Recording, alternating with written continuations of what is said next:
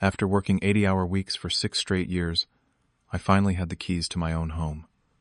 The master bedroom with its bay windows was my sanctuary after a lifetime of living in my younger brother's shadow. I spent weeks perfecting every detail, excited to finally show my parents I could succeed on my own. When they arrived with my brother in tow, their faces showed none of the pride I'd hoped for. I had no idea they'd come with demands that would test our relationship forever. Before I continue my story, let me know where you're watching from, and hit that subscribe button if family drama resonates with you. I had just turned 32 last month when I closed on my first house. As a software engineer, I had been grinding non-stop for 6 years, saving every dollar possible. My social life consisted mostly of turning down invitations from colleagues because I was either working overtime or too exhausted to go out. Vacations were luxuries I could not afford while pursuing my dream. I skipped family holidays, birthdays, and even declined being the best man at my college roommate's wedding, all because I was determined to own a place I could truly call my own. The house was perfect for me. A 3-bedroom ranch-style home in a quiet suburban neighborhood with mature oak trees lining the streets. Nothing extravagant by most standards, but to me, it was a palace compared to the cramped studio apartment I had been renting. The previous owners had maintained it well, but I could see potential for improvements that would truly make it mine. The moment the realtor handed me the keys, I felt a surge of pride and accomplishment that I had rarely experienced in my life. Growing up, I always lived in the shadow of my younger brother Jake. Despite being 7 years older, I was never the star of the family. From the moment Jake was born, my parents seemed to redirect all their attention and expectations toward him. He was athletic, charismatic, and seemed to excel at everything without much effort. By the time he was 10, our living room shelves were already crowded with his trophies from baseball, soccer, and swimming competitions. Meanwhile, I was the quiet, studious one who brought home solid report cards, but never anything spectacular enough to warrant the same level of celebration. On my 16th birthday, my parents gave me a second-hand bicycle. When Jake turned 16, they surprised him with a car. For my high school graduation, they gave me a card with $50. Jake got a graduation party with over 100 guests and a trip to Europe. The pattern was clear and consistent throughout our childhood. I left home at 18, determined to make my own way. I worked full-time while putting myself through college, accumulating student loans that I was still paying off. My parents offered no financial support, saying I needed to learn responsibility. Interestingly, they helped fund Jake's education, entirely explaining that his athletic and academic potential warranted the investment. The master bedroom of my new house quickly became my sanctuary. It was spacious, with large bay windows that allowed morning sunlight to pour in. I splurged on a quality mattress and bedding, knowing I deserved a comfortable place to rest after years of sleeping on futons and worn-out mattresses. In one corner, I set up my home office with high-end computer equipment for remote work. Custom bookshelves lined another wall, housing my precious collection of books I had carefully accumulated over years, including several rare leather-bound volumes I had saved for months to purchase. The windows overlooked a small garden area where I had started planting vegetables and herbs, finding unexpected joy in nurturing something with my hands, after years of working exclusively with code and digital products. On the opposite wall, I had installed a modest display shelf with a few meaningful mementos: my engineering degree, a patent certificate for a software solution I had developed, and a small medal from the one science competition my parents had bothered to attend in 8th grade. After 3 months of settling in, I decided it was time to invite my family to see my achievement. I called my parents on a Sunday afternoon, trying to keep my voice casual despite the nervous excitement bubbling inside me. My mother answered with her usual distracted tone, as if I was interrupting something important. "Mom, I wanted to invite you and Dad to come see my new house," I said, trying to sound confident. "Maybe next weekend Jake could come too if he wants." There was a pause before she replied, "Oh, that would be nice, Ken. Let me check with your father. Jake has been very busy with his new opportunity, but I am sure he would love to see your place."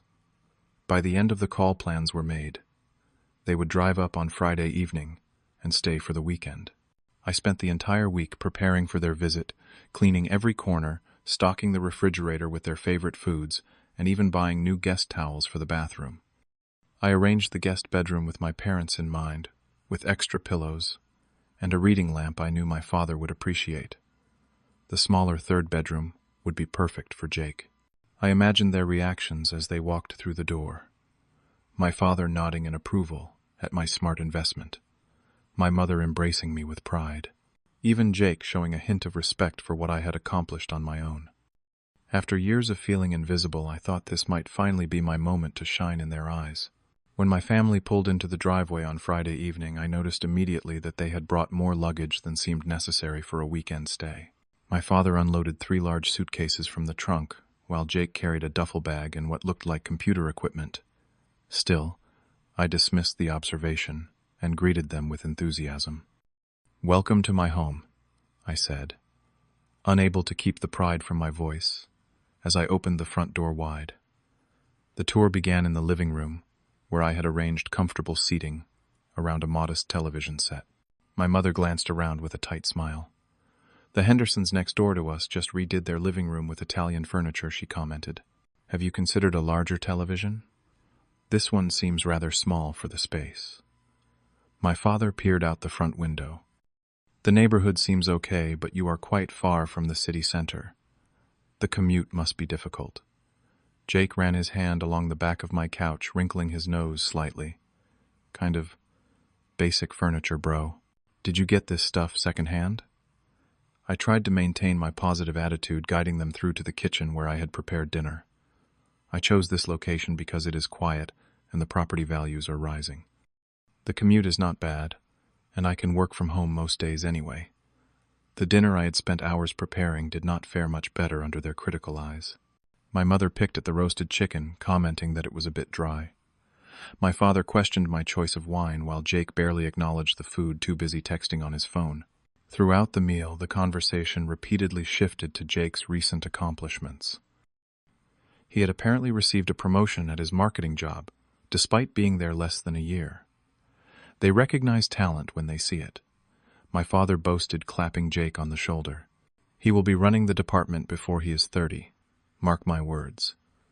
When I tried to share news about a major project I was leading at work, my mother interrupted. "Ken, we have some exciting news. Jake has been accepted into the executive training program at Westfield Marketing. It is just 15 minutes from here. Isn't that wonderful?" "Oh, that is great," I said, genuinely happy for my brother, despite the interruption. "Congratulations, Jake." My father cleared his throat. "Yes, well, that brings up something we wanted to discuss with you. Jake will need a place to stay temporarily while he gets settled." The word temporarily hung in the air with an ominous weight, but I nodded politely. "Sure, he can use the guest room I set up for him whenever he needs to visit." My parents exchanged glances, but said nothing more about it that evening. After dinner, I continued the house tour, showing them the spare bathroom, the small home gym I had set up in a corner of the basement, and finally the bedrooms. They showed little reaction to the guest rooms I had prepared, but when I opened the door to my master bedroom, there was a noticeable shift in their energy. "Now this is a nice room," my father remarked, stepping inside without waiting for an invitation. Jake whistled as he walked past me. "Sweet setup, bro." He immediately sat down at my desk, running his fingers over my keyboard. "This gaming station must have cost a fortune." "It is not a gaming station. It is my workstation," I corrected gently. "I need powerful equipment for coding and testing." My mother admired the bay windows and spacious closet. "This room gets such lovely light. And so much storage space, too." "How much did you pay for this house again?" my father asked in a tone that suggested he was assessing its value rather than expressing interest in my achievement. That night, I lay awake in my bed, a sense of unease preventing me from falling asleep. Around midnight, I heard muffled voices coming from the living room, where my parents were sleeping on the pull-out couch. I could not make out most of the conversation, but Jake's complaints about the small guest room were clear enough. "That closet is barely big enough for a quarter of my clothes," he was saying. "And where am I supposed to set up my equipment?" "We will talk to Ken," my father assured him. "It will all work out." I pulled the pillow over my head, telling myself I must have misunderstood their meaning. Surely they were not implying what it sounded like. I eventually drifted into an uneasy sleep, hoping the morning would bring better understanding. The next morning I was preparing breakfast when my parents and Jake came into the kitchen. They had clearly been discussing something before entering, as they fell suspiciously quiet when I turned to greet them. After we had all sat down with coffee and pancakes, my father cleared his throat. "Ken, we have been thinking about the sleeping arrangements," he began, his tone businesslike. "It would make more sense for Jake to take the master bedroom." I nearly choked on my coffee. "Excuse me. Jake needs a proper workspace for his new position," my mother explained, as if it was the most reasonable request in the world. "That corner office set up in your room would be perfect. He will be staying for at least a year, while he establishes himself at Westfield." "A year," I echoed, unable to process what I was hearing. My father waved his hand dismissively. "You are just one person, Ken. You do not need all that space. Jake requires room for his work materials and a proper environment to focus on his career." "But it is my house," I said, feeling ridiculous, even having to point this out. "That is my bedroom. I designed it specifically for my needs." My mother reached across the table to pat my hand. "Families help each other out, dear. You have been so fortunate with your job and this house. Jake is just starting his career path. We need to support him right now." Jake leaned back in his chair with a practiced look of concern. "I would not ask if it was not important, bro. This opportunity is huge for me. I need the right setup to make a good impression." I sat there stunned, trying to gather my thoughts. The audacity of their request was so overwhelming that for a moment I wondered if I was misunderstanding something, but their expectant faces confirmed that they were entirely serious. "Look," I said, trying to sound reasonable, "I am happy to help Jake out. I could help him find an apartment nearby. I could even contribute to his rent for a few months to get him started. Or we could rearrange the third bedroom into a nice office space for him." The temperature in the room seemed to drop instantly. My father's face darkened. "After everything we have done for you, this is how you repay us," he said, his voice low and threatening. "We raised you, fed you, put a roof over your head for 18 years, and you cannot make this one sacrifice for your brother. Done for me," I repeated, genuinely confused. "Dad, I have been on my own since I was 18. I put myself through college. I saved for this house without any help." My mother's eyes immediately welled with tears. "I cannot believe you would throw that in our faces," she said, voice quivering. "Do you know how many sacrifices we made for you growing up? How many nights I stayed up helping you with homework? How many times your father drove you to those computer club meetings?" Jake shook his head slowly, playing the reasonable mediator. "I get that it is a big ask, Ken, but it is not like I am taking your house. Just the room that makes the most sense for someone in my position." I tried to explain that the master bedroom was more than just a room to me. It represented everything I had worked for. It was the sanctuary I had created after years of sacrifice. But my words seemed to bounce off them as if I was speaking a foreign language they refused to understand. "We will discuss this later," my father said finally, in the tone that had always signaled the end of any disagreement in our household. "You should take some time to think about your priorities and your commitment to this family." For the rest of the day, a tense atmosphere hung over the house.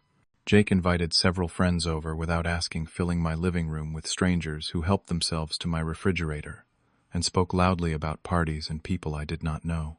My parents joined them, laughing and socializing, while I retreated to my bedroom feeling like a stranger in my own home. The breaking point came the following day. I had gone into the office for a few hours to check on some code that needed debugging.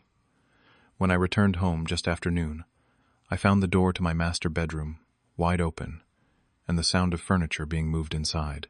I stood in the doorway, unable to believe what I was seeing.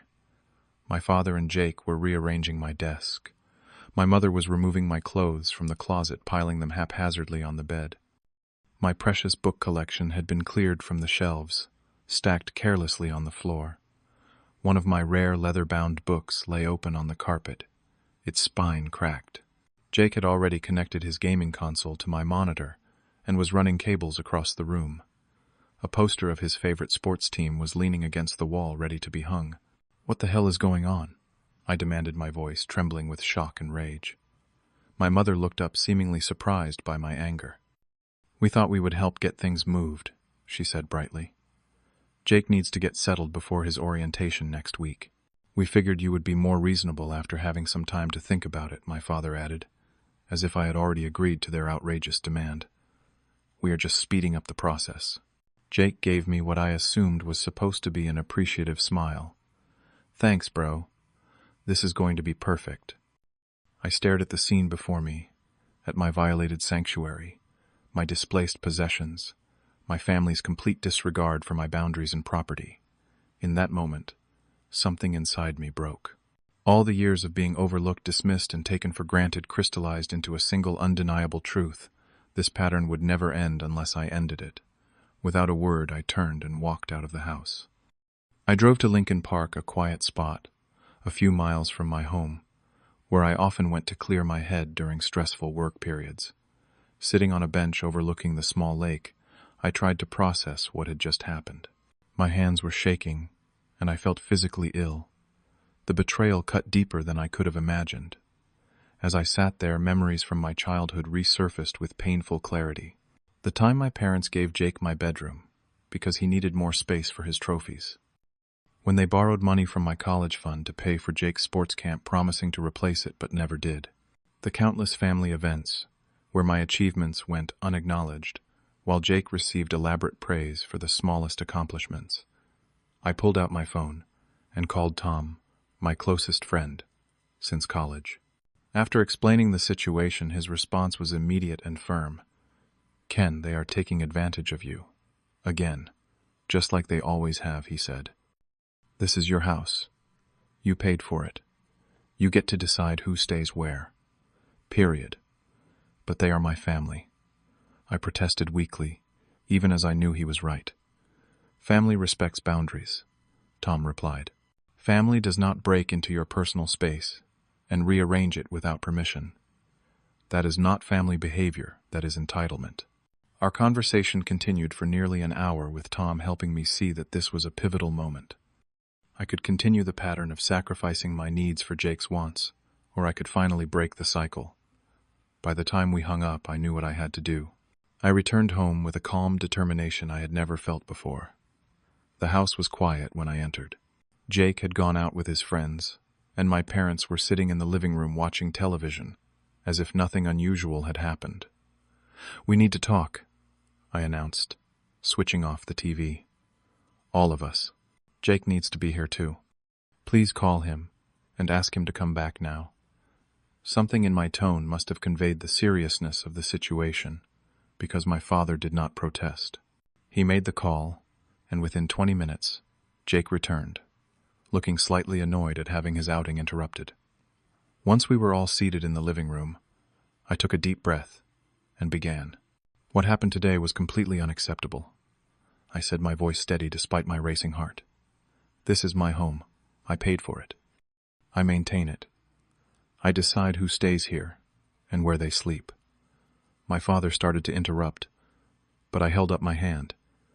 "I am not finished. You entered my personal space without permission and began rearranging my belongings. That shows a fundamental lack of respect for me and my property." "We were just trying to help," my mother protested. "No, you were not helping. You were ignoring my clearly stated boundaries because they did not suit your plans," I countered. "That stops now. Here is what is going to happen. Jake has two options. He can stay in the guest room I originally prepared for him, or he can find alternative accommodation." Jake's face flushed with anger. "You are really going to do this? Choose a room over your own brother. Real nice, Ken. Real supportive. This is not about the room, Jake. This is about respect." I explained, surprised at how calm I remained. "I have offered to help you find an apartment. I have offered to help with rent. I have offered to convert the third bedroom into an office space for you. Those are generous options that you dismissed because you felt entitled to the best room in my house. My father stood up, his face red. I have never been so disappointed in you, Ken. After everything this family has done for you, this is how you treat us. Jake is your brother. He deserves your support, and I deserve respect in my own home, I replied, something none of you have shown me. My mother began to cry, a tactic that had worked on me countless times in the past. We sacrificed so much for you growing up, she sobbed. We gave you everything you needed. Did you? I asked quietly, because from where I stand I have been on my own since I was 18. I put myself through college while you paid Jake's full tuition. I worked multiple jobs while he got to focus on his social life. I saved for years to buy this house without any help from you. Jake stood up now, too, pointing a finger at me. So this is jealousy. You are punishing me because you think Mom and Dad liked me better. That is pathetic, Ken. Really pathetic. This is not about jealousy, I said, still maintaining my composure. This is about establishing healthy boundaries, something our family has never had.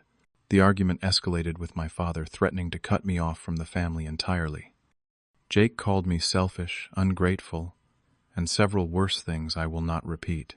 My mother continued crying, alternating between guilt trips about my future and Jake's suffering if he did not get the proper start at his new job. Through it all, I held my ground. When the shouting finally subsided, I laid out my terms clearly.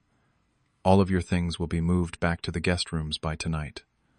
I will help move them, I said. You have 2 days to decide whether Jake will stay in the guest room I provided or find other arrangements. Here is information about apartment complexes nearby and hotels if you need temporary accommodation. After they left the living room in angry silence, I took additional precautions. I changed the security code on my house alarm system. I contacted a locksmith to come the next day to replace the exterior locks. I even spoke briefly with my next-door neighbor, a retired police officer, explaining that I might be having some family difficulties and would appreciate him keeping an eye on my property if he noticed anyone coming by when I was at work. At first, my family did not believe I was serious. They thought I was bluffing, that I would eventually cave to their demands, as I always had in the past. The next morning, they acted as if our conversation had never happened, making casual comments about Jake's plans for his room. The final confrontation came that evening. When I returned from work, I found that none of my belongings had been returned to the master bedroom. Instead, Jake had moved more of his things in and was fully set up at my desk, playing video games on my computer. I unplugged the computer, ignoring his protests, and began moving my belongings back into my room. My father stormed in, demanding to know what I thought I was doing. Exactly what I said I would do, I replied calmly. This is my room. Jake's things need to be in the guest room by tonight, or you all need to find other accommodation. You would throw your own family out on the street? My father asked incredulously. I have provided you with information about affordable apartments nearby and hotels for temporary stays, I reminded him. No one is going to be on the street. The choice is yours. Jake grabbed his jacket and stormed out, slamming the front door so hard that a picture fell from the wall. My father followed soon after, muttering about ingratitude and disappointment. My mother lingered, making one last attempt to change my mind. Ken, please reconsider, she said, her voice softer now. Family should stick together. We just want what is best for everyone. I agree that family should stick together, I replied. But that means respecting each other's boundaries and property. I am still offering Jake a place to stay, just not at the expense of my own space and comfort. She left with my father and Jake that evening. The house felt strangely empty, but also peaceful for the first time since their arrival. For the first few weeks after my family left, I experienced a mixture of emotions. Relief was predominant, a lightness that came from reclaiming my space and asserting my boundaries. But there was also sadness at the fracture in our family relationship, and occasional doubt whether I had been too harsh. My parents and Jake cut off contact completely at first. My mother sent a few text messages expressing her disappointment and suggesting I apologize when you realize what you have done. My father was silent. Jake sent one angry message accusing me of ruining his career prospects. though I later learned he had found an apartment to rent only 10 minutes from his new workplace with our parents covering the security deposit and first 3 months of rent. During this period of silence, I focused on reclaiming my home as a sanctuary. I rearranged my bedroom, bought new bedding, and repaired the damaged book with careful attention. I deep cleaned every room, symbolically removing the tension that had permeated the space. I planted more vegetables in my garden, finding peace in nurturing growing things. Recognizing that my difficulty with boundaries extended beyond my immediate family, I found a support group focused on healthy family relationships. The stories I heard from others helped me understand that my experience was not unique and that standing up for myself was not only acceptable, but necessary for my well-being. I also expanded my social circle, inviting colleagues and neighbors over for dinner parties and game nights. My home became filled with laughter and genuine warmth, creating new positive memories to replace the painful ones. For the first time, I experienced what it felt like to be valued and respected in my own space. 2 months after the confrontation, my mother reached out with a different tone. She asked if we could meet for coffee, just the two of us. At a cafe halfway between our homes, she seemed smaller, somehow less imposing than the figure who had dominated my childhood. "I have been thinking a lot about what happened," she said after we had exchanged awkward greetings. "I still think you could have been more accommodating, but I understand that we overstepped." It was not exactly an apology, but it was a start. We talked for nearly 2 hours, cautiously at first, then with increasing openness. I explained how their actions had made me feel, not just during their visit but throughout my life. She listened more than she had in years, occasionally defensive, but mostly attentive. My father maintained his distance longer, communicating only through my mother for nearly 4 months. When we finally spoke on the phone, his tone was formal but no longer hostile. We established an unspoken truce, agreeing to disagree about what had happened, while moving forward with a more distant but less conflicted relationship. Jake surprised me the most. After 6 months of silence, he sent an email that showed more maturity than I had expected. "I still think you could have helped me out more," he wrote, "but I get that we crossed some lines." The apartment actually worked out better for me anyway, closer to work and my friends. He had begun to establish his own independence, something our parents had never required of him before. We were far from close, but there was a new basis of respect that had never existed between us previously. Over the following year, I learned valuable lessons about the nature of family relationships and personal boundaries. I realized that setting limits was not selfish, but essential for healthy relationships. I understood that my worth was not determined by my family's recognition or approval. I discovered that genuine love includes respect for autonomy and personal space, not just emotional connection. Most importantly, I learned that saying no to unreasonable demands does not make me a bad person or a bad son. It makes me an adult who values himself enough to expect respect. Today, my home truly feels like mine. The master bedroom remains my sanctuary, a symbol of my hard work and self-respect. My relationship with my family continues to evolve with clearer boundaries and gradually increasing mutual respect. We may never have the warm, supportive dynamic I once craved, but we have something more honest and sustainable. For anyone watching who recognizes this pattern in their own family, remember that you deserve respect in your own space. Setting boundaries is not about pushing people away, but about creating healthier relationships where everyone knows where they stand. Have you ever had to set difficult boundaries with family? Share your experience in the comments below. And if this story resonated with you, please hit the like button and subscribe to hear more stories about navigating complicated family dynamics. Thank you for listening. And remember, standing up for yourself is not selfish. It is necessary.